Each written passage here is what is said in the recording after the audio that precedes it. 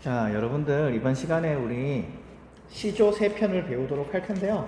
자, 여러분들 시험 범위 마지막이고 또 선생님이랑 1학기 때 하는 아마 마지막 수업이 될 것 같아요. 그래서 마지막 작품이 될 것 같으니까요. 여러분들 조금 집중해서 보면 좋을 것 같습니다. 다들 수능 특강 75쪽을 피도록 하죠. 자, 수능 특강 75쪽 다들 폈나요? 그러면 우리 본격적으로 작품 한번 살펴보도록 하죠. 1-3 다음 글을 읽고 물음에 답하시오. 김삿갓으로 잘 알려진 방랑시인 김병현. 김병현인데 우리 김삿갓으로 더 많이 알려져 있죠. 왜냐하면 항상 이 사람이 삿갓을 쓰기 때문에. 삿갓이 뭐예요? 옛날에 비도 막아주고 이렇게 햇빛도 막아주는 모자 같은 거죠. 이렇게 세모나게 생겨가지고 나무로 만든 거죠. 이렇게 나무로 이렇게 만든 거 있죠. 그래서 이렇게 사람들이 이걸 모자처럼 쓰고 다녔죠. 쓰고 다니면 비도 막아주고 햇빛도 막아주고 하는 거였죠. 그래서 이 김병현이 김삿갓을 쓰게 된 이유는 77쪽 보기 3번에도 나와 있는데요. 과거 시험을 보러 갔어요. 이 사람이 과거 시험 보러 갔는데 과거 시험 주제가 김익순이라는 사람을 비판하라는 거예요. 김익순이라는 사람은 홍경래인한테 이렇게 안 싸우고 항복한 장군이거든요. 관리거든요. 그래서 이 사람을 비판하라는 게 과거 시험 문제 나왔는데 이렇게 10,000번 주고 마땅하다고 엄청나게 비판을 해요. 근데 알고 봤더니 김익순이 할아버지였던 거예요. 그래서 역적이어서 그동안 가족들이 김익순이 자신의 할아버지라고 알려주지 않았던 거죠. 그래서 모르고 할아버지를 욕한 거죠. 그래서 할아버지를 욕한 나는 하늘을 볼 자격이 없다. 그래서 하늘을 보지 않기 위해서 그다음부터 이렇게 삿갓을 쓰고 다닌 거죠. 계속 읽어보도록 합시다. 우여곡절이 많은 자신의 생활을 소재로 해 다양한 작품을 창작하였다. 작가의 40년 방랑생활을 집약하여 드러낸 것이고 가는 나는 북도 지방의 어느 마을에 갔던 김삿갓이 원생원, 서진사, 문첨지, 조석사 다 원래 이름이 아니라 그냥 높여 부르는 말이에요. 생원, 좀 이따 설명할 건데 생원, 진사, 첨지, 석사가 오늘날에 뭐 김사장님, 박선생님 하는 것처럼 높여 부르는 말이에요. 마을 유지, 마을에서 힘 좀 쓰는 사람들이죠. 오늘날 지금 뭐 시장, 군수, 국회의원, 뭐 도지사 이런 사람들이죠. 푸대접을 당한대. 어떤 푸대접이라고? 이 사람들이 4명이서 같이 술 마시고 있길래 나도 술 좀 주세요 했는데 이 사람들이 안 줬어요. 그들을 희롱하기 위해서, 놀리기 위해서 써준 글이라는 거죠. 그럼 우리 가부터 보도록 합시다. 가시는 이제 자신의 삶에 대해서 이제 쓴 글이죠. 한시죠, 한시. 원래 이렇게 한자로 쓰여졌는데 이렇게 오늘날에 와서 이렇게 한글로 해석한 거죠. 그래서 김병현 시인은 이렇게 한자로 쓴 거죠. 하나, 둘, 셋, 넷, 다섯, 여섯, 일곱. 7자로 쓰고 7글자로 쓰고 그 다음에 탈행으로 되어 있죠. 이런 거 우리 7원 율시라고 하는데 요거는 좀 이따 다시 한번 내용 정리 파트에 있으니까요. 그때 설명하도록 하고 작품 보도록 합시다. 정처 없는 내 삿갓은 빈 배와 같은데 이 빈 배가 이 나쁜 의미가 아니고 여기서는 좋은 의미예요. 욕심 없이 이렇게 자유롭게 떠돈다는 거죠. 이런 거 우리 유유자적한다 그러죠. 유유자적한다. 다른 말로 40년 내내 평생 쓰고 다녔네. 소 따라 들판으로 목동이 그러니까 소를 몰고 다니는 아이죠. 목동의 가벼운 차림이요. 그 다음에 백사장 갈매기는 자연을 비유하는 거죠. 친구하는 버타는 어부의 본색이라네. 그래서 목동이랑 어부가 뭡니까? 삿갓을 쓰는 백성. 그래서 이게 가벼운 차림은 소박한 삶이죠. 그래서 소박하고 욕심 없이 자연과 함께하는 삶들이 이렇게 삿갓을 쓰는 나의 삶과 유사하다는 거죠. 자, 술 취하면 벗어 걸고 꽃나무를 술 취하면 이제 삿갓을 벗어서 어디다 걸어놓고 꽃나무를 바라봤다는 거죠. 그 다음에 흥이 나면 신이 나면 손에 들고 누각에 올라 이렇게 삿갓을 손에 들고 노각 높은 곳에 있는 정자에 올라가서 달 구경했다는 거죠. 풍류 이거 꽃나무를 바라보고 달 구경한다. 풍류적 삶이죠. 풍류적 삶은 뭡니까? 이렇게 즐기는 삶이죠. 약간 놀고 즐기는 삶이죠. 약간 놀고 즐기는 삶이다. 놀고 즐긴다는 거죠. 그 다음에 속세 사람은 또 목동이나 어부와 이렇게 약간 대조되는 그런 의미겠죠. 속세 이 사람이 비판하는 대상이 되겠죠. 속세는 지금 사람들이 사는 세상이죠. 그래서 지금 자연과 함께하지 못하고 이렇게 지금 현재의 삶을 사는 사람들이죠. 의간 옷들은 모두 거칠레이다. 겉만 번지르르하다는 거죠. 겉만 번지르르하다. 실속이 없다는 거죠. 온 하늘에 비바람 시련 가득해도 나는 걱정 없네. 이건 삿갓의 실현성이죠. 삿갓의 두 가지 의미가 있는데 비바람이 불어도 나는 항상 삿갓을 쓰고 있으니까 걱정이 없다라는 의미가 있고요. 그 다음에 두 번째는 뭡니까? 나는 걱정 없다. 나는 삿갓을 쓰고 있어서 여기서 삿갓을 쓰고 있다는 게 뭐 자연과 함께 하는 거죠. 그래서 나는 자연과 함께 하고 있기 때문에 뭐 이생, 속세에 대한 그런 미련이 없기 때문에 별로 걱정이 없다. 스스로에 대한 자부심, 이 두 가지 의미가 있겠네요. 자, 그 다음에 나시 보도록 합시다. 나시는 여러분들 이 한자의 의미를 좀 알아야 돼요. 뭐 외울 필요는 없겠지만, 아, 이 한자가 이런 의미다, 이 한자가 저런 의미다, 이런 거를 알아야 되겠죠. 자, 그래서 보도록 합시다. 첫 번째, 뭐 이런 거, 이 한자까지 적을 필요는 없겠지만, 아, 이런 의미가 있구나 정도는 알아두면 될까요? 원생원. 자, 생원이랑 진사, 첨지, 석사가 다 모두 뭡니까? 이 사람들을 높여 부르는 일이에요. 높여 부르는 말. 그래서 원래 이름은 아니고 말 유지니까 높여 부르야 되겠죠. 그래서 생원이랑 진사, 첨지, 석사 모두 과거 시험에서 1차, 과거 시험은 여러 종류가 있었거든요. 그 여러 종류의 과거 시험에 1차 시험을 합격한 사람들을 이렇게 불렀는데, 그냥 1차 시험에 합격 안 하더라도 옛날에 그냥 오늘날에 뭐 사장님 아니어도 뭐 사장님, 선생님 아니어도 선생님 하듯이 그냥 생원, 진사, 첨지, 석사는 그냥 높여 부르는 말이다. 근데 이 높여 부르는 말을 한자의 다른 한자를 이용해 가지고 약간 놀리는 의미로 씁니다. 원래 원생원, 이 생원이라는 한자를 어떻게 썼다? 원숭이 원자에 그 다음에 날생, 언덕원 해가지고 원숭이가 언덕 위에 있다, 이런 의미로. 그래서 원생원이라는 사람을 언덕 위에 있는 원숭이로 놀리는 거죠. 그 다음에 서진사도 여기서 지서 모두진 죽을사, 같은 서진사인데 여기서는 지서 모두진 죽을사에서 지가 모두 죽었다, 그래가지고 완전히 다른 의미로, 같은 서진사지만 완전히 다른 의미로 쓰인 거죠. 그 다음에 문첨지도 마찬가지. 이 문첨지가 문씨라는 사람을 높여 부르는 건데, 여기서는 모기문, 처마첨, 이를지, 모기가 처마에 있다, 이런 뜻. 문첨지, 같은 문첨지인데 전혀 다른 의미로 쓰이고 있죠. 그 다음에 조석사도 조씨성을 가진 사람을 높여 부르는 말인데, 여기서는 벼룩조, 여기 벼룩조, 그 다음에 자리석, 쏠사, 벼룩이 자리에 앉아서 쏘고 있다, 벼룩이 자리에 앉아서 쏘고 있다, 이런 의미로 쓰이고 있는 거죠. 그래서 언어 유의죠. 똑같은 한자어, 원생원, 서진사, 문천지, 조사서, 똑같은 한자어인데 의미는 완전히 다르죠. 그래서 이 사람들을 약간 희롱하고 있다. 왜? 술을 안 줘서 희롱하고 있다. 자, 그러면 보도록 합시다. 그래서 이런 한자를 여러분들 외울 필요는 없고요. 아, 그냥 언어 유의를 통해서 이 사람들을 놀리고 있구나, 이 정도만 알면 되겠네요. 해가 뜨자 원숭이가 언덕에 나타나고, 이 원숭이, 원래는 읽을 때는 원생원이라고 읽겠죠. 원생원. 근데 원생원을 원숭이가 언덕에 나타났다라고 이렇게 다른 의미로 쓰인 거죠. 그 다음에 고양이 지나가자 지가 다 죽네. 서진사라고 똑같이 읽지만 이 서진사를 지가 다 죽는다, 다른 의미로 쓴 거죠. 그 다음에 항원이 되자 모기가 처마 이르고, 문천지인데 전혀 다른 의미로 이렇게 쓰인 거죠. 그 다음에 밤이 되자 벼룩이 자리에서 쏘아대네. 이것도 조석사인데 전혀 다른 한자를 써서 다른 의미로 쓴 거죠. 그래서 해 뜨자, 고양이 지나가자, 항원이 되자, 잠되자, 이거 다 배경이죠. 배경, 시간적 배경이 되겠고요. 여기서 이제 어떤 배경에 대한 행위가 나타나는 거죠. 일어난 일이 나타나는 거죠. 원숭이 나타나고, 지가 죽고, 모기가 처마 이르고, 벼룩이 쏘아댄다는 거죠. 그래서 원생원, 서진사, 문천지, 조석사를 원숭이, 지, 모기, 벼룩에 비유한 거죠. 그래서 마을 유지들을 빗댄 소재들이고요. 유지는 아까도 설명했지만 좀 힘 좀 쓰는 사람, 권력이 있는 사람들이죠.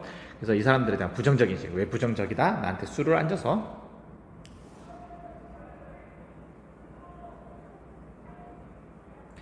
자, 이 부분은 여러분들이 여기까지는 각자 읽어보도록 하고요. 자, 이 부분은 각자 읽어보도록 하고요. 그런데 우리말 도금과 관련지어 이 시를 살펴본, 여기서부터 읽어보도록 할게요. 의미는 다르지만 유사한 소리가 나는 한자들을 활용하여 자신을 푸대접하는 마을 유지들을 골려주려는 작가의 의도를 짐작할 수 있다. 김사까지 떠나고 나서의 나의 창작 의도를 알려차린 마을 유지들은 창피함에 얼굴을 붉히고 자신들의 행동을 부끄러움을 느꼈다고 한다. 이와 같이 중의성이 뭡니까? 여러 의미가 들어있는 거죠. 여러 의미. 중의성이라고 볼 수 있겠고, 뭐 말 가지고 말장난치는 거니까 언어 유희라고도 볼 수 있겠죠. 자, 그 다음에 이제 항진이 시조 보도록 합시다.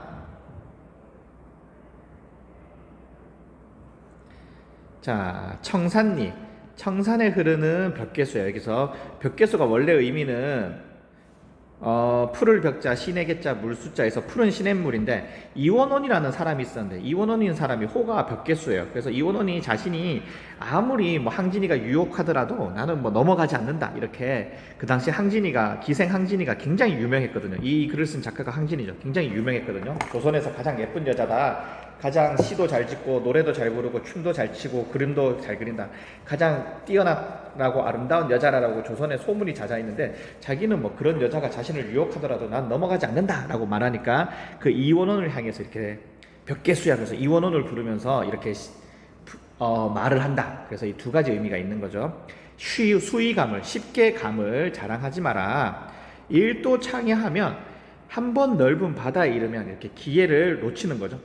한 번 바다에 가면 이제 물이 다시 돌아오지 않듯이 한 번 기회를 놓치면은 다시 오기 어렵다는 거죠.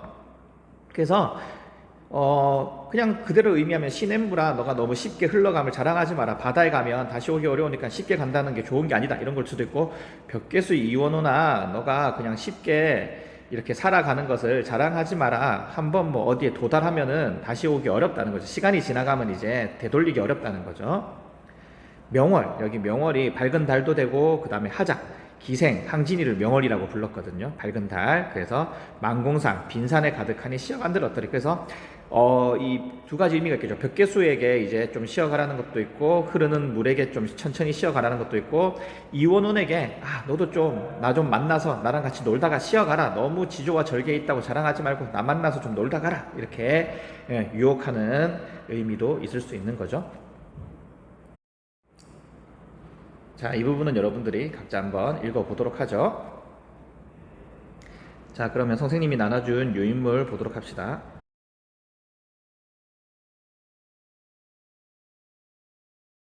자, 그럼 맨 처음에 김삿갓이 쓴 우리 영립부터 보도록 합시다. 한시, 한자로 쓰여진 시고요. 칠언율시, 한행에 7글자 있었죠. 율시는 팔행이란 뜻이에요. 그 다음에 방랑생활, 나는 뭐 욕심이 없다, 나는 뭐 걱정이 없다 이렇게 자랑하고 있는 거죠. 자신의 삶에 대한 이거 오타났네요. 공정적이 아니라 긍정적 인식을 드러내고 있죠. 대비적 관계, 나와 속세 사람, 그 다음에 삿갓과 거칠의 이게 뭡니까? 서로 대조를 이루고 있는 거죠. 다양한 관점에서 대상이 지닌 의미를 밝히고 있는 거죠. 그래서 삿갓이 뭐 비바람 와도 걱정 없다. 그래서 실용적이기도 하면서 그 다음에 이 하자의 삶과 연관지으면 나는 걱정이 없다는 거죠. 왜? 나는 속세에서 벗어나서 자연과 함께 사니까. 그래서 내 삶에 대한 자부심, 이 두 가지 의미를 드러낸다고 볼 수 있겠죠. 자, 그 다음에 영립의 하자 상황 및 태도. 그래서 요거는 각자 한번 읽어보도록 하고요. 자, 원생언 보도록 합시다. 원생언은 한시고 오온절구, 한행에 5글자씩 있고 사행으로 이루어졌다는 거죠. 그래서 속물적인 마을 유지들에 대한 조롱, 자신에게 술 안 준 마을 유지들을 언어 유희를 통해 조롱하고 있는 거죠. 유사한 통서구조, 1행과 3행은 뭐뭐자 뭐뭐고, 해 뜨자 언덕에 원숭이가 언덕에 나타나고, 황혼이 되자 모기가 처마에 이르고 이렇게 하고, 2행과 4행은 고양이 지나가자 지가 다 죽네, 밤되자 벼룩이 쏘아대네. 그래서 이렇게 유사한 통사 구조를 반복하고 있습니다. 각각 이것도 됐고 1, 3행 됐고 2, 4행 됐고 되겠죠. 자, 중의적 표현으로 아까 말했듯이 이렇게 한자어를 통해서 한자의 도금을 활용해서 중의적 활용을 해서 언어 유희가 나타나는 거죠. 언어 유희고 풍자 말았죠. 비판적 웃음인 거죠. 비판적 웃음. 마을 유지들을 비판하면서 웃기고 있는 거죠. 뭐에 비유해서 얼음지 모기 벼룩에 비유해서 웃기고 있습니다. 자, 이 부분 각자 한번 읽어보도록 하고요. 자, 청산리 벽개수야. 이건 항진이가 쓴 글이죠. 평시조라는 거죠. 평시조는 여러분들이 이제 다 알 거예요. 3장, 그 다음에 6개의 구절로, 그 다음에 45자 내외, 45자 내외로. 그래서 형식이 좀 까다로운 글이죠. 항진이가 평시조를 쓸 수 있었다는 건 항진이 이렇게 글 쓰는 능력이 굉장히 뛰어났던 거죠. 왜냐하면 양반들 아니고서는 평시조 쓰기 어렵거든요. 이렇게 형식이 까다로우니까 사설시조를 많이 썼죠. 그래서 두 가지 인생의 덫을, 이 벽개수를 시냇물이라고 보면은 벽개수를 시냇물이라고 봤을 때 참 빨리 흘러가는데 좀 쉬었다 가는 것도 좋다는 거고, 이 벽개수를 이원원의 호라고 봤을 때는 원원아 너 나 유혹 안 넘어간다고 자랑하지 마라, 너 나랑 좀 놀다 가는 것도 나쁘지 않다 이렇게 말하는 거죠. 그 다음에 색채 이미지 활용하고 있다. 명월 밝은 달이랑 벽개수 푸른 시냇물이죠. 그 다음에 청자를 설정하여 벽계수에게 지금 말하고 있는 거죠. 그 다음에 풍류를 즐기자고 설득하고 있습니다. 자, 이 부분은 각자 한번 읽어보도록 하죠. 자, 다들 수고 많았고요. 오늘 여기까지 하도록 하고요. 마지막 시험 범위니까 다들 공부 열심히 해서 고전 읽기 좋은 결과 있었으면 좋겠습니다. 다들 수고 많았어요.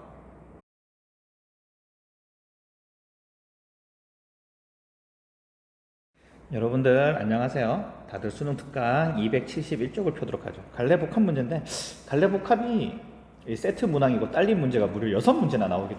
이 지문 같은 경우는 6문제나 나오죠. 그래서 여러분들 수능을 보는 친구도 있고 수능이 별로 중요하지 않은 친구도 있겠지만 수능에서 이렇게 문학은 갈래복합 문제가 제일 중요하다. 왜? 딸려있는 문제가 많기 때문에. 그래서 한번 보도록 합시다. 보통 시가 이렇게 현대시, 고전시 이렇게 두 편 나오고 그 다음에 소설 나오는 경우가 많죠. 근데 여기서는 현대시가 2편 나오고 그 다음에 현대 소설이 또 1편 나왔네요. 자, 그럼 보도록 합시다. 자, 첫 번째 이한직의 낙타 보도록 합시다. 이 시가 어려운 게 없어요. 그래서 여러분들 풀기 어렵진 않을 거예요. 눈을 감으면 어린 시절 선생님이 걸어오신다. 해초리를 들고서. 월체는 해초리를 들고서 선생님이 걸어오신다. 이렇게 문장의 순서를 바꿨죠. 그래서 이런 거를 도치법이라 그래요. 이렇게 순서를 바꾸는 거. 그래서 어린 시절의 인상적인 기억을 강조하는 거죠. 선생님이 이렇게 해초리 들고 오시는 모습이 이 작가는 인상적이었나 봐요. 이 하자는. 선생님은 낙타처럼 늙으셨다. 뭐뭐처럼 늙으셨다. 이게 직유법이죠. 늦은 봄 햇살을 드게지고 낙타는 항시 추억한다. 선생님이 옛날에 옛 추억을 해상하는 선생님 모습이죠. 그래서 선생님이 아마 수업 시간에 옛날 이야기를 많이 들려줬나 봐요. 자, 그 다음에 1번 문제가 가나의 공통점인데 1-3번이 의인화를 방식을 통해 지닌 속속을 부익학하고 있다 그랬는데 낙타는 항시 추억한다. 그래서 낙타를 추억하는 사람처럼 표현한 거죠. 그래서 가시에서는 의인화가 되어 있네요. 자, 그 다음에 옛날에 옛 추억을 해석하는 선생님 모습 나오고요. 낙타는 어린 시절 선생님처럼 늙었다. 원간장과 보조관념 바뀌었죠.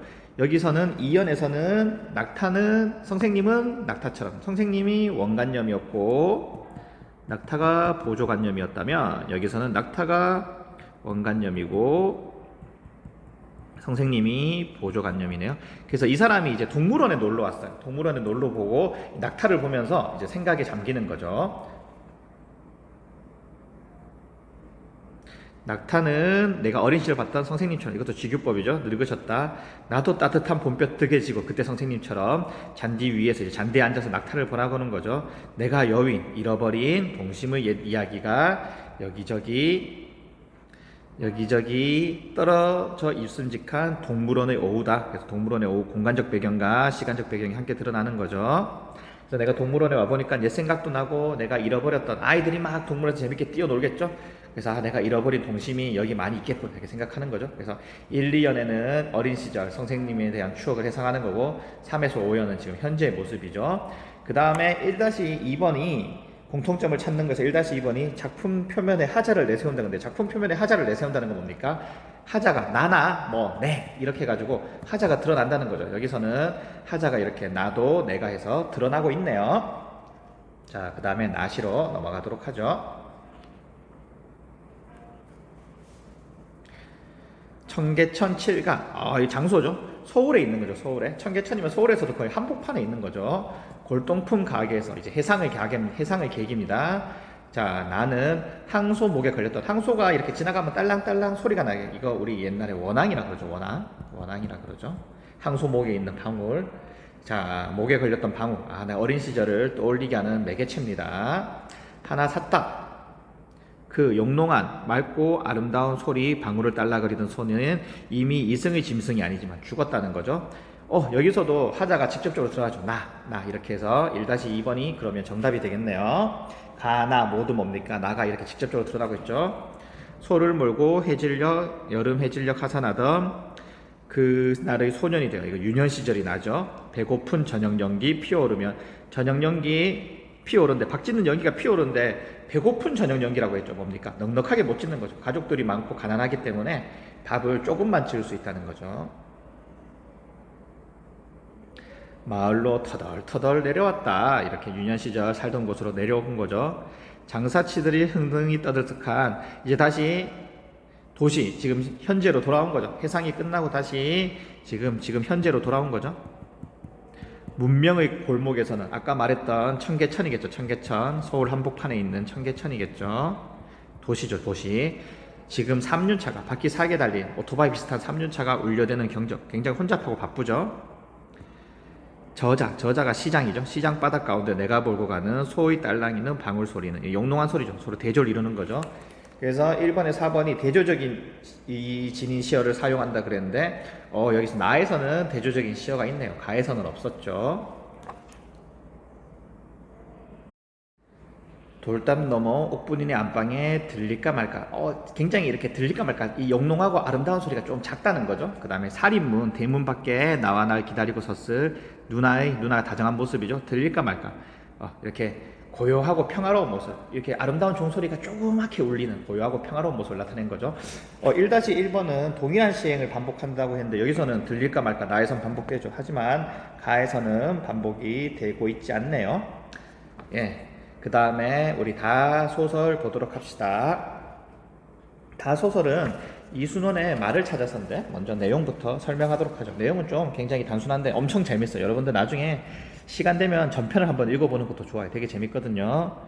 자, 나가 이렇게 어린 시절 고향에서 있었던 일을 회상하는 소설인데요. 나에겐 당숙은 오늘날 치면은 나의 육촌이죠. 육촌. 그러니까 나의 육촌이죠. 나의 육촌. 그래서 아버지의 사촌이 되겠죠. 아버지의 사촌.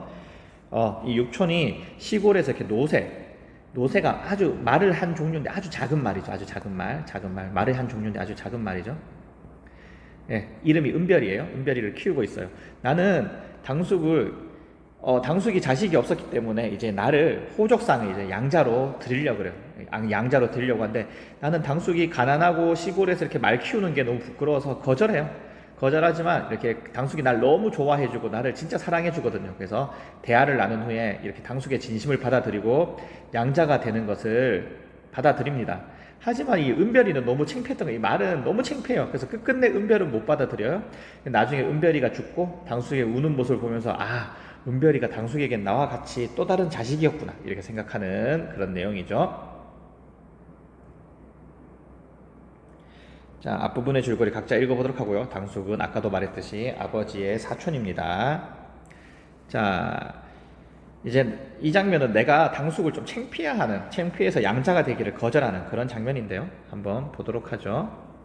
그러다 결정적으로 나빴던 건 어느 토요일 오후 시간적 배경이 되는 일은 나타나네요. 하굣길에서 일이었다.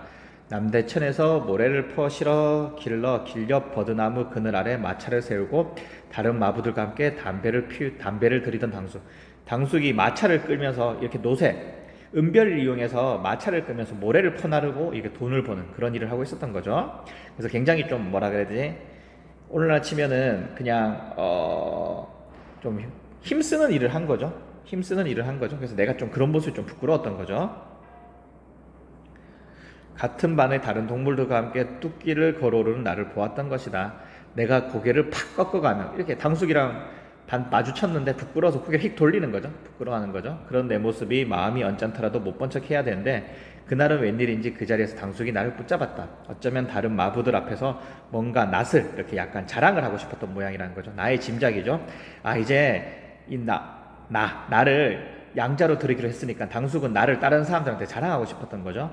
학교 마치고 오냐? 야, 사투리 쓴 거죠. 예죠, 예. 예의 사투리죠. 나는 친구들 앞에서 쥐구멍에라도 들어가고 싶은 마음이었다. 점심은 먹었니? 토요일이잖아요. 옛날에 토요일엔 학교를 가긴 갔는데 일찍 마쳤죠.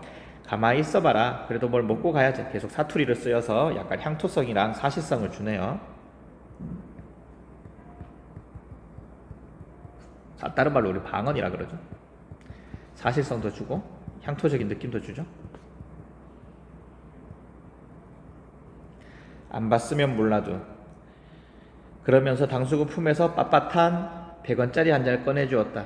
고맙다는 생각보다는 자리에서 벗어날 생각으로 돈을 받았다. 나를 자랑스럽게 여겨서 다른 마부들 앞에, 다른 이렇게 마차를 끄는 사람들한테, 마차를 끌고 모래를 퍼 나르서 일을 하려고 온 사람들에게 자랑하려고 100원짜리를 준 거죠.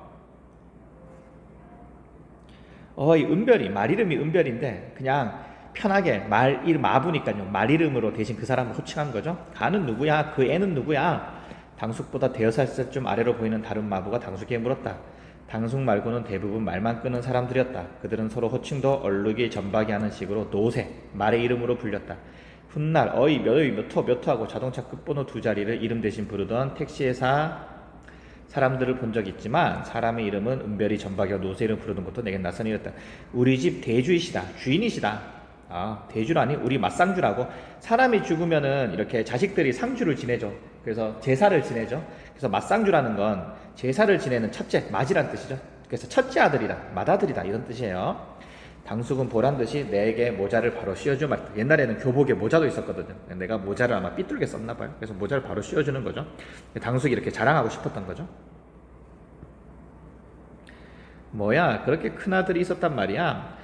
아들 소리를 듣자마자 나는 갑자기 눈앞이 아득해져서 오는 느낌에 손에 들고 있던 돈을 당숙의 도로 내밀었다. 자신이 당숙의 아들로 이렇게 여겨지는 것에 대한 부끄러움과 거부감이 있는 거죠. 이게 당숙이 이렇게 힘쓰는 일을 하니까 나는 좀 부끄러웠나 봐요. 대준이 맞상준이 하는 말을 할 때면 얼른 그 자리를 벗어나야겠다는 생각만 했는데 이제 동무들 앞에서 노새를 끄는 마부의 아들이 부끄러움의 원인이죠. 마부의 아들인 게. 그래서 마차를 끄는 말에 이렇게 수레를 싣고 그 수레에 짐을 실어서 돈을 버는 그 마부의 아들인 게 부끄러웠던 거죠. 아이들은 이제 대번에 저 사람이 너희 아버지하고 물을 것이다. 뭘 사먹고 가라니까 내가 그냥 뛰어가니까 이렇게 부르는 거죠. 싫어요. 나 이제 양재 안 해요. 양재가 양자의 사투리죠. 나는 기어이 돈을 당숙 앞에 던지고 냅다 가방을 옆구리에 끼고 뛰었다. 뒤에 다른 마부들 앞에 당숙이 어떤 얼굴이 되었을까는 생각할 틈도 없었다.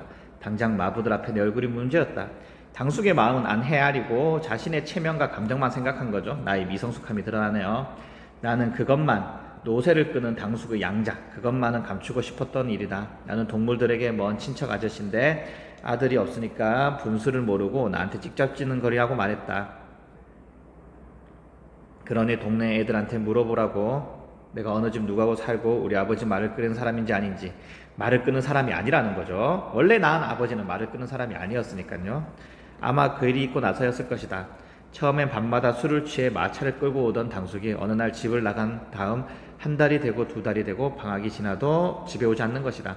나의 행동에 상처받아서 집에 못 들어오는 거죠. 나를 보기가 좀 민망하고. 그래서 처음엔 집안 어른들도 무슨 일이가 몰랐다가 당숙모가 당숙의 부인이죠. 우리 숙모라 그러죠. 삼촌의 부인을. 그래서 당숙모, 당숙의 부인이어서 당숙모라는 거죠. 떠나기 전의 일들을 나와 내가 이렇게 양자 안 할래 하고 뛰어갔던 일들이겠죠. 모두 알게 되었다. 집 나가기 전에 술을 잔뜩 먹고 와 그럴만 하잖아. 어디 가서 여자를 사서라도 애 하나를 낳아야 와야겠다고. 그러면서 또 나한테 그러잖아. 내가 오죽하면 아무 못 낳는 자네 가슴에 못지를 대못을 진다. 못을 박는다는 거죠.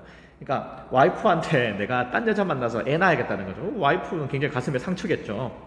그러고 대구 울고 당숙의 서러움이죠. 양자를 드린 나에게 거부를 당하니까 내가 딴 여자 만나서라도 아이를 낳아야겠다. 이렇게 양자 드리는 게 힘들구나. 이렇게 생각하는 거죠. 자, 이 중략이고요. 이제 이 나가 당숙이 산에서 일을 하고 있었거든요. 그래서 산에 찾아가서 당숙의 마음을 이해하고 이제 당숙의 양자가 되겠다고 이제 말하면서 둘이 서로 화해하는 그런 장면입니다. 그러면 나도 너한테 뭐 물어봐도 되겠냐? 야, 예. 이렇게 아까도 말했지만 방언 사용해서 향토적 현장감을 줍니다. 네 아버지 어머니가 이렇게 해서 날 데리고 오라고 시키던 엄마 아빠가 시키냐고 묻는 거죠. 데리고 오라고 시키긴 했는데 이렇게 데리고 오라고 시키진 않았어요. 날 아부제라고 부르는 걸 시키던. 차마 아버지라고는 부르지 못하는 거예요. 아버지라고는 부르지 못하는 거예요. 그래서 아버지라고 부르겠다는 거죠. 그럼 네가 네 마음으로 부른단 말이죠. 예, 아버지. 아버지는 아버지 플러스 아재죠. 옛날에 먼 친척을 아재라고, 원래는 아저씨인데 먼 친척을 아재라고 불렀거든요. 그래서 차마 아버지라고 못 부르니까 아버지라고 부르기로 했다. 당숙을 양아버지로 받아들인 거죠.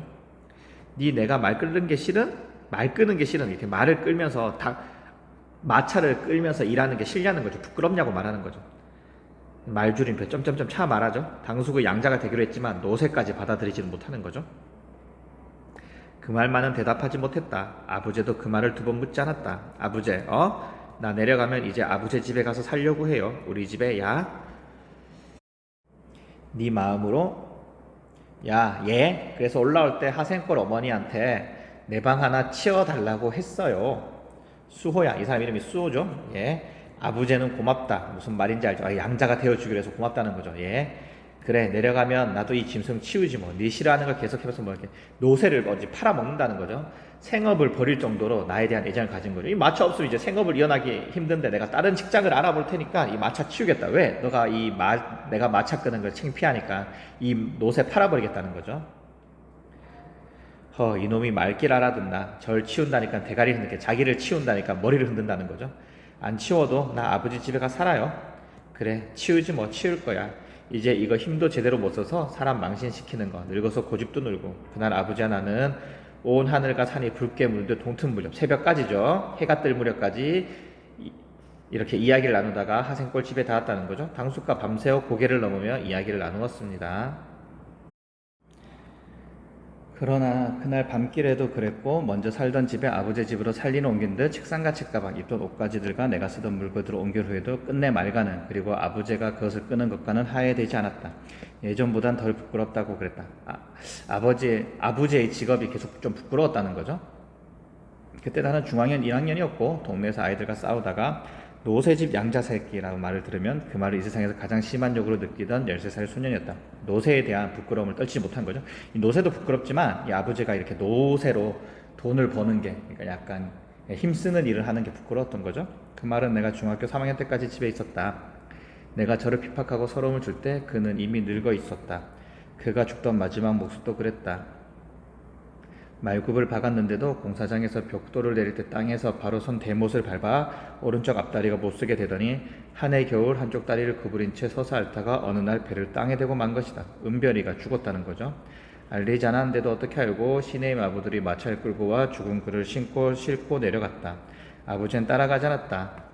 마부들은 그런 저녁 때 고기라도 보낼까 하고 묻자 아버지는 그러지 말라고 했다. 그래서 이 말을 죽여서 고기를 해먹는데 아부제는 먹지 않겠다는 거죠. 그래서 오랜 세월 자신과 함께한 동물을 먹지 않는 거죠. 진심으로 이렇게 슬퍼하고 있는 거죠. 한 가족이라고 생각한 거예요. 작은 할아버지가 돌아가신 이후 그날 처음으로 남몰래 우는 아버지의 눈물을 보았다.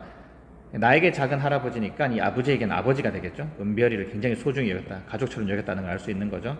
한 지붕 아래 사는 동안 내게 참 많은 서러움과 눈총 미움을 받았다. 내가 누리는 것들 모든 것이 그 등에서 나는데 당숙이 노새를 끌며 본 돈으로 내가 성장했다는 거죠. 아마 그가 죽은 하늘 정말 하늘의 은별이 되었다 해도 나는 앞으로도 말에 대해 자유롭지 못하고 그에 대해 자유롭지 못할 것이다. 노새를 미워하기만 했던 것에 대한 죄책감이 드러나네요.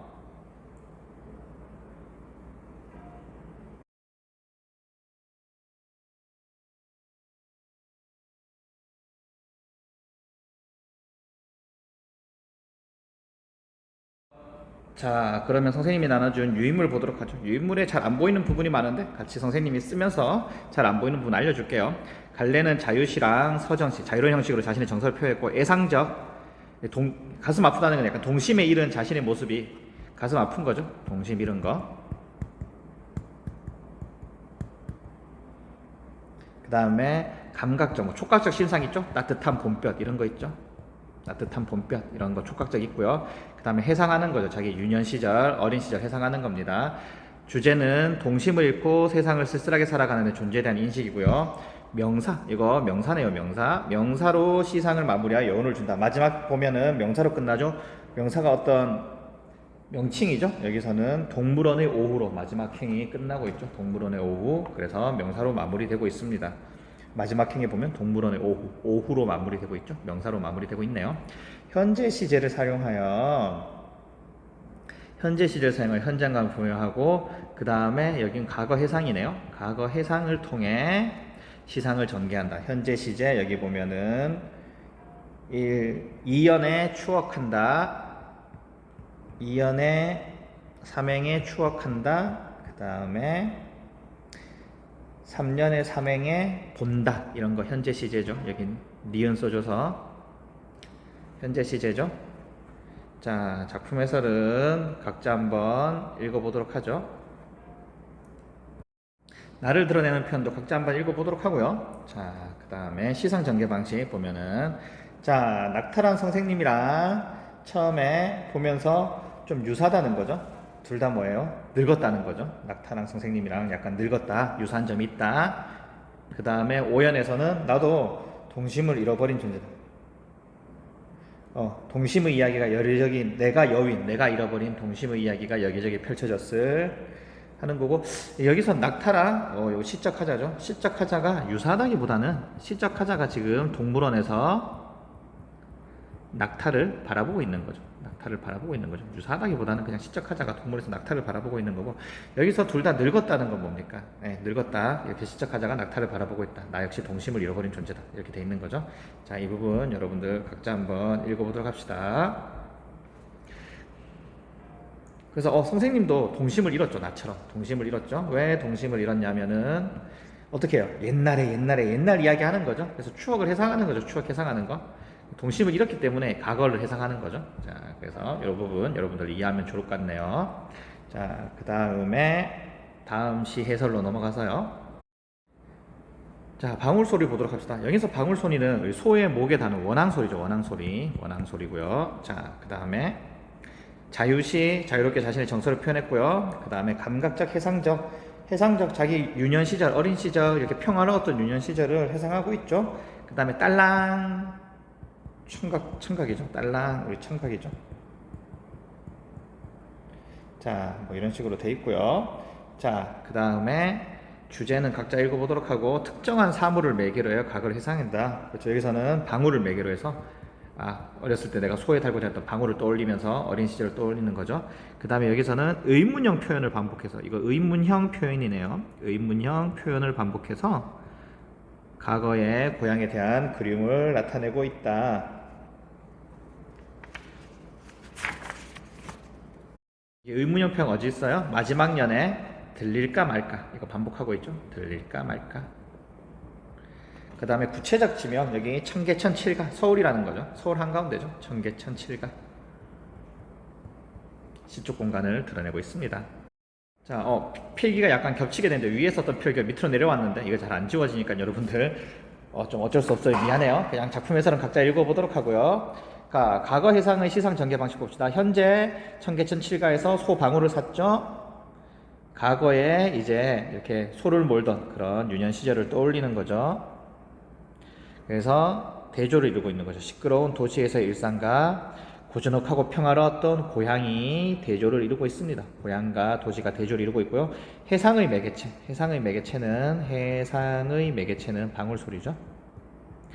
내가 청계천 7가에서 방울을 샀더니 해상의 매개체 이렇게 어린 시절 소에 방울 들고 다녔던 어린 시절이 떠오른다는 거죠. 자, 그 다음에 시어의 대비 봅시다. 시어의 대비 보면은 고향의 풍경은 하자가 굉장히 이렇게 긍정적으로 바라보는 곳이죠. 그리워하는 거죠. 그리워. 그래서 이렇게 방울 소리가 들릴까 말까 조용히 이렇게 고즈넉한 거죠.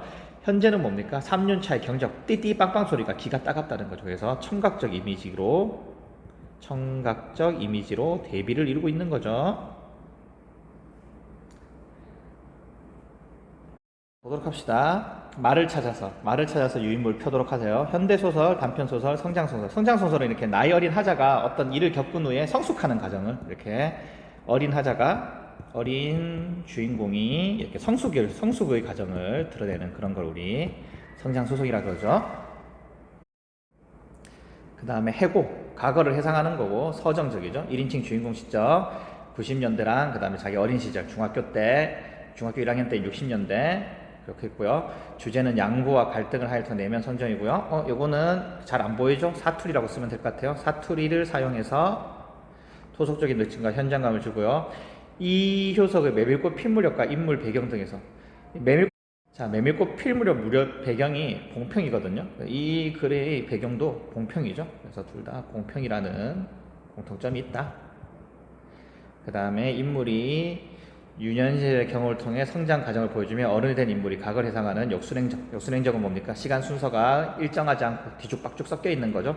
여기서도 현재 갔다 과거 갔다가 다시 현재로 돌아오는 그런 과정을 거치고 있습니다. 작품 해설은 여러분들 각자 한번 읽어보도록 하고요. 그 다음에 전체 줄거리도 각자 한번 읽어보도록, 이 부분도 여러분들 각자 한번 읽어보도록 합시다. 그리고 전개 방식 보면 여기 우리는 위기 절정 결말 이 부분이 교과서에 실려 있는 거죠. 각자 읽어보도록 하고 뭐 어린 시절의 일을 이거 잘 안 보이는데 해상한다라고 적으면 되겠네요. 해상 어린 시절 일을 해상하고 있습니다. 자, 아부제의 의미 우리 한번 살펴보도록 하죠. 자, 아부제는 아버지랑 아재가 합쳐진 말이죠. 아버지랑 아저씨가 합쳐진 말이죠.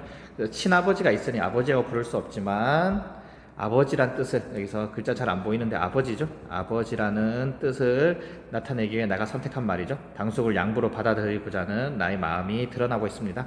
그래서 아재가 아저씨란 뜻도 있지만 아까도 말했죠. 먼 친척을 또 우리 아재라고 한다. 그래서 두 가지 의미가 있다. 이렇게 알아두면 좋을 것 같네요. 자, 그 다음에 당숙과 노새의 비교 봅시다. 공통점은 자식을 낳지 못하고 힘겨운 노동을 하면서 살아가죠. 유년 시절 나에게 뭐다? 부끄러움의 대상입니다. 부끄러움의 대상. 이 말 자체도 부끄럽고 이 말을 끄는 일을 하는 당숙 자체도 부끄러운 거죠. 근데 차이점은 나는 당숙과는 하해를 하고 이 노새와는 하해를 하지 못하는 거죠. 자, 여기까지 하도록 하죠. 다들 수고 많았습니다. 시간에는 말하는 도를 할 테니까요. 다들 수능 특강 296쪽을 펴도록 하죠. 우리 시험 범위에 있는 마지막 작품이죠. 시험 범위에 있는 마지막 작품이니까 여러분들 좀 끝까지 유종의 미를 거두기 위해 좀 열심히 공부하면 좋을 것 같네요. 내용부터 설명하도록 하죠. 자, 나는 나의 아버지가 있었는데 6.25 때 누명을 쓰고 이렇게 억울하게 죽어요. 그래서 면장을 죽였다는 억울한 누명을 쓰고 나의 아버지가 죽게 됩니다. 그래서 내가 이렇게 마을을 도망치면서 이 살인자의 아들로 이렇게 오해를 사니까 마을에 살기 힘들겠죠. 도망치면서 내가 성공해서 돈을 많이 벌어서 복수하겠다 해요. 그래서 내가 진짜 성공해서 돈을 많이 벌었어요. 그래서 아버지를 대충 묻었거든요. 이렇게 아버지가 제사 지내줄 사람이 없으니까 나가 대충 묻어서 친구랑 같이. 그래서 대충 묻었던 묘를 이제 크게 아주 멋지게 지으려고 합니다.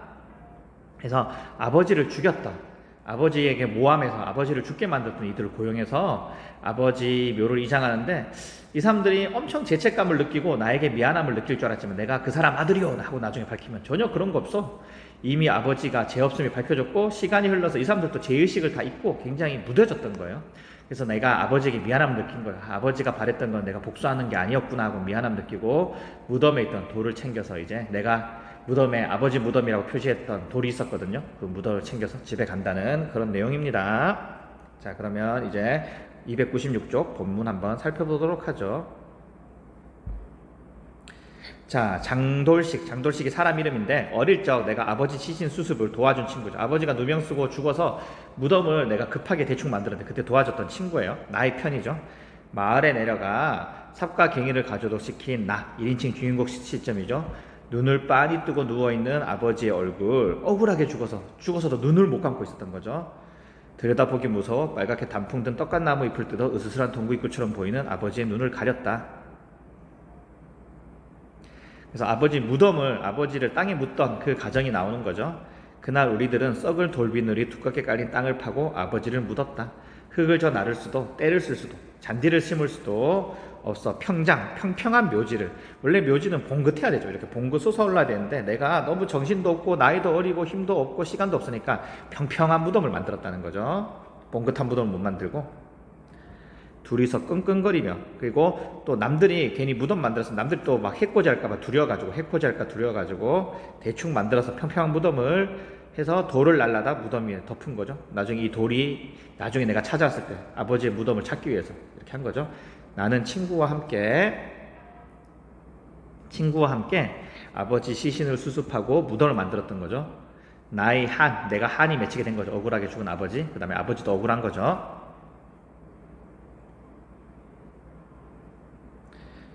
나는 아버지 돌무덤을 파리 굽은 장돌식 친구죠. 부탁한데 상랫집에서 하룻밤을 더 자고 날이 밝기를 전에 쫓기들 월곡리를 떠났다. 이제 고향으로 탈출했던 거죠. 월곡리가 고향이었죠. 실제 지명이 나타나네요.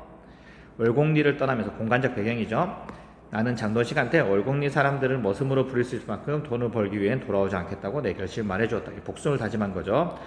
그 결심을 맷돌짓 하듯 어금니 웅둥 물고 30년 동안 시장 바닥에서 뼈가 굵고 손바닥이 닳도록 뛰어 사람들 머슴으로 부릴 만한 돌을 못 떼어도 이만하면 어깨 펴고 살겠다 싶어 두 눈을 부릅뜨고 고향으로 돌아갔다. 이제 복수하려고 돈 많이 벌어서 고향으로 간 거죠.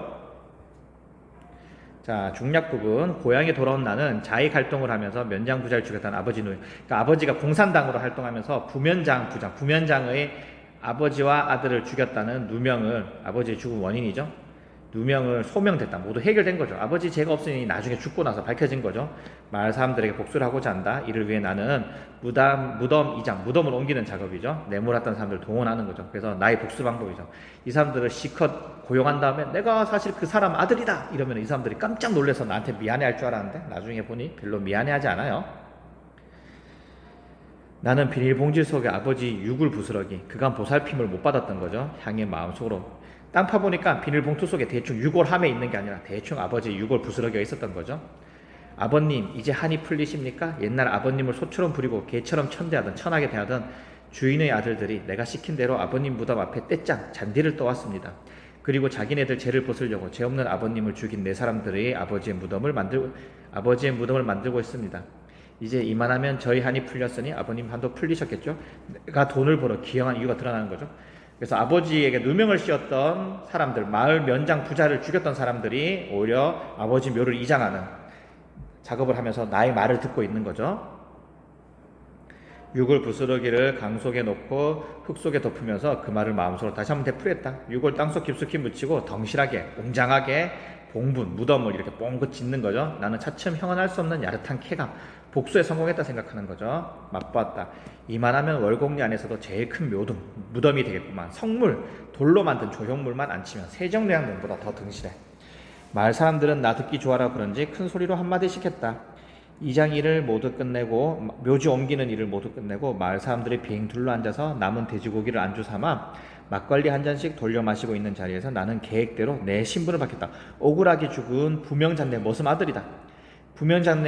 부면장과 부면장 아들을 죽였다고 억울하게 누명을 썼던, 너희들이 억울하게 누명을 씌웠던 그 사람의 아들이다. 그런 거죠. 그들, 아버지의 죽음에 관여한 사람들, 아버지를 죽이고 부면장내를 죽이고 아버지에게 누명을 쓰인 사람들이죠. 내 신분을 알고 얼마나 놀라서 까무를 칠까 하는 일종의 달콤한 복수심을 생각하면서 자랑스럽고 떳떳하게 아버지의 이름을 말했다. 자, 요 아랫부분은 각자 읽어보도록 하고요. 다음 쪽으로 넘어가도록 하죠. 이상한 일이었다. 마을 사람들 표정에서 놀라는 빛이 없다. 나의 예상과는 다른 반응이죠. 내가 당신들이 누명을 씌웠던 그 사람의 아들이야 그러면 뭐 까무라치고 깜짝 놀라고 엄청 미안해서 막 빌 줄 알았는데 전혀 그런 게 없어요.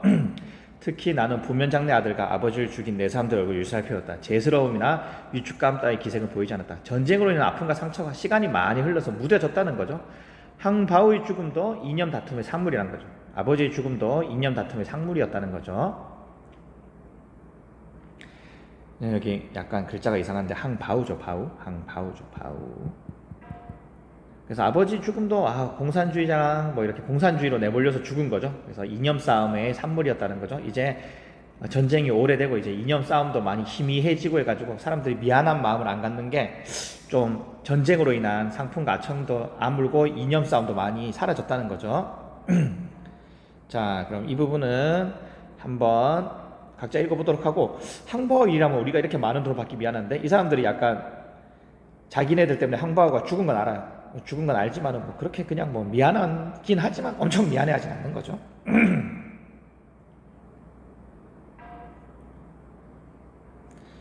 나는 순간 까치산에서 내려가고 있는 마을 사람들의 뒷모습을 바라보기조차 자신이 부끄러워 자신이 복수가 무의미함을 깨달은.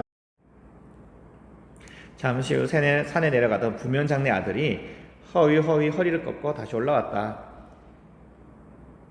부면장내 아들, 살아남은 부면장내 아들이죠. 그래서 이 사람들에 의해서 죽임을 당했지만 나의 아버지가 이 부면장의 아들을 죽였다고 누명을 써서 죽게 된 거였죠. 오랜만에 고향에 왔으니 오늘 밤엔 우리 집에 하룻밤 쉬어가서 자네가 어디 살고 있는지 알았으면 한번 찾아갔을 때 나에 대한 미안함을 가지는 거죠. 제일 미안해할 사람들은 별로 안 미안해하는데 부면장내 이 아들이 엄청 미안해하네요. 왜냐하면 어쨌든 이 사람을 죽였다고 억울하게 누명을 써서 항바오 나의 아버지가 죽었기 때문이죠. 살아남은 또 다른 부면장의 아들이겠죠. 가쁜 숨을 몰아쉬며 같이 내려가자고 하였다. 나는 그에게 잠시 후에 내려가고 하룻밤 묵고 가겠노라 약속을 하며 먼저 내려가도록 했다. 부끄러움으로 인해 가기 싫은 거죠. 복수에 눈이 멀었던. 꼭 우리 집에 하룻밤 쉬었다 가야 하네의 부면장내 아들에게 따뜻한 마음으로 말해주는 거죠. 양비기꽃 같은 노을이 깔리기 시작하는 까치산 꼭대기가 나나 장도식 나의 친구였죠. 음식 그릇을 치우는 장도식을 처음 만났다.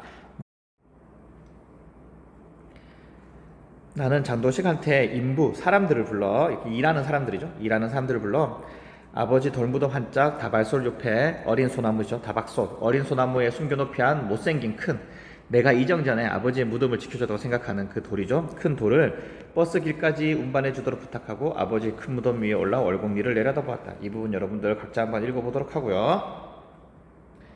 자, 밑에서 세 번째 줄 와서요. 내가 아무리 잘못 생각했던 것구만. 이렇게까지 안 와도 되는 건데 이제 부끄러워서 다시는 고향에 올 수 없겠어. 내가 크게 잘못했네. 아버지의 한을 풀어주긴커녕 더러 아버지를 욕되게 하고 말았어. 복수의 의도로 마을 사람들 동원한 것에 대한 나의 부끄러움이 느껴지는 거죠. 아버지는 내가 이렇게 복수를 원하지 않았을 거다. 이렇게 생각하는 거죠.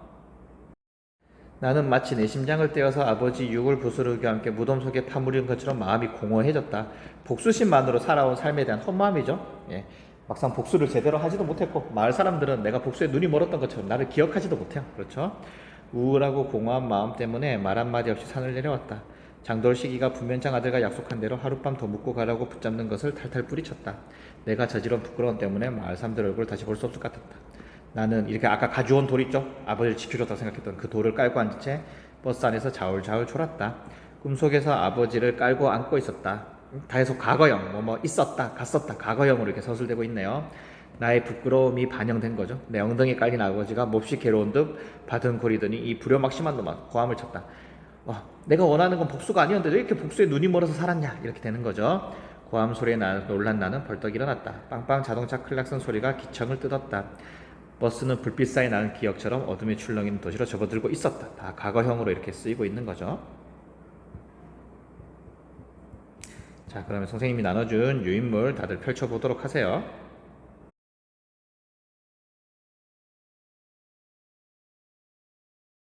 유인물 보도록 합시다. 현대소설, 단편소설, 사신적, 그 다음에 자신의 어린 시절 회상하는 거고 1인칭 주인공 시점, 시간 80년대 월곡리죠. 자, 그 다음에 80년대여서 나중에 이제 월곡리였는데 과거 해상할 때는 언제요? 1950년대 이제 6.25가 일어났을 때 이때 월곡리였죠. 월곡리였고요. 이거는 과거죠. 과거 해상 장면에서는 이렇게 되는 거죠. 자, 요거 잘 안 보이는데 역순행적 구성이죠. 시간 순서가 뭐 시간의 거꾸로나 아니면은 시간 순서대로 가는 게 아니라 시간 순서가 막 섞여 있는 거죠. 여기서는 현재, 과거, 그 다음에 다시 현재의 순으로 오고 있는 거죠. 자, 그 다음에 아버지의 죽음을 통한 전쟁의 비인간성. 아버지가 억울한 누명을 트고 아무 죄도 없는 아버지가 죽는 거죠. 그 다음에 하해를 통한 인간성의 순수성 회복. 내가 복수는 아무 의미 없구나 이렇게 깨닫는 거죠. 복수는 의미가 없다. 그래서 인물의 심리 변화를 통해서 주제를 효과적으로 내가 복수에 눈이 멀었다가 복수를 하고 났지만 막상 허무함을 느끼는 거죠. 그래서 복수는 뭐 별 도움이 되지 않는다. 우리 민족의 하해가 필요하다. 이런 의미를 담고 있습니다. 자, 이 작품은 전쟁 중 누명을 쓰고 돌아가신 아버지 한을 풀기 위해 쓰는 나의 이야기이다. 아버지 복수를 위해 기양한 나는 아버지 묘지 장관에서 아버지의 죽음에 이르게 한 이래를 동원한다. 그러나 아버지 억울함은 이미 소명된 후였으며 또한 세월 앞에서 상처 등이 무뎌져 죄의식을 높이지 못하는 사람들 상대로 복수하는 의미가 없고 오히려 아버지를 욕되게 할 뿐이라는 것을 깨닫는다. 그렇죠? 그래서 의의가 여기 나와 있는 거죠. 밑줄 긋습니다. 이는 상처의 치유가 복수를 통해서 이루어질 수 없다는 것을 의미하는 동시에 용서의 하해가 필요하다는 작가의 생각을 드러내는 것이다. 자, 전체 줄거리는 각자 한번 읽어보도록 하고요. 뒷장 넘기세요. 내용 전개 보면은요, 우리 교과서에는요, 위기 결정 결과 이 세 부분 나와 있는 거죠. 그래서 쭉 읽어보도록 하고요. 여기서 잘 안 보이는 게 복수죠, 복수. 아버지의 복수를 다짐하며 마을로 떠났다. 이 부분이고요. 등장인물 봅시다. 아버지 항바우죠. 부면장의 모습으로 있다가 부면장 댁을 지키려고 했으나 도리어 부면장이 죽었다는 누명을 쓰고 억울한 누명을 쓰고 공산주의자라는 누명을 쓰고 죽게 되는 거죠. 나는 복수하려고 한 풀려고 돌아온 거고요. 장돌식은 나를 도와줬던 친구죠. 그래서 아버지의 죽음 관련된 사람들은 아버지에게 모함을 씌워서 이렇게 아버지를 죽게 만든 거죠. 자, 그 다음에 못생긴 돌의 의미 봅시다. 못생긴 돌, 못생긴 돌이죠. 못생긴 큰 돌의 의미 보도록 합시다. 무덤 이전 전에는 아버지의 무덤임이 다른 사람이 알지 못하도록 약간 은폐하는 숨기는 물건인 거죠. 숨기는 물건이었는데 나는 이걸 알아볼 수 있는 거죠. 그래서 막 돌에 무덤에 돌 막 이렇게 쌓아놓고 해서 못 알아보게 하는 거죠. 근데 못생긴 큰 돌이 있으니까 이거 뭐지? 하고 그냥 평평한 무덤을 만들었으니까 무덤이라고 생각하지 못하는 거죠. 근데 나 이제 이 장전에 이제 내가 가져가죠. 그래서 평생 아버지의 삶을 기억하게 하는 물건이고 복수의 눈이 멀었던 나의 부끄러움을 잊지 않기 위해서 간직하는 물건이죠. 탈양은 이제 고향을 벗어나는 거죠. 그래서 어린 시절은 아버지에게 죽을 목격하고 급히 평평하게 무덤을 만들게 단 후에 마을 사람들의 복수를 하기 위해서 이제 돈 벌기 위해서 고향을 떠난 거죠. 성인이 된 후에 마을 사람들 인부로 동원하여 아버지 이장을 마치고 아버지의 삶을 욕되게 했다는, 그렇죠. 내가 복수의 눈이 멀어서 아버지를 이용했구나, 아버지의 죽음을 이용했구나 이렇게 생각해서 부끄러움으로 이렇게 다가오는 거죠. 자, 여기까지 하도록 하고요. 이게 시험 범위 마지막이니까요. 다들 수고 많았어요. 자, 열심히 공부해서 다들 2차 지필고사 좋은 결과 있기를 바라겠습니다. 고생 많았어요.